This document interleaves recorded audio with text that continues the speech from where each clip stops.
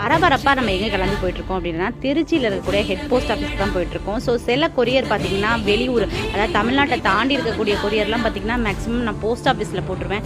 அப்போ தான் பத்திரமா போகணும்னு ஒரு நம்பிக்கை. நான் லாஸ்ட் டைம் போட்டிருந்த வீடியோவுக்கு நிறைய சப்போர்ட் கிடைக்க ஆரம்பிச்சிருச்சு. நான் எதிர்பார்த்த சப்போர்ட் இது கிடையாது, இதுக்கு மேலே. எனக்கு உங்களுடைய ஆர்டர்ஸை விட என் ப்ராடக்டை நீங்கள் யூஸ் பண்ணி பார்த்துட்டு உங்களுடைய ரிவ்யூ தாங்க எனக்கு முக்கியம்.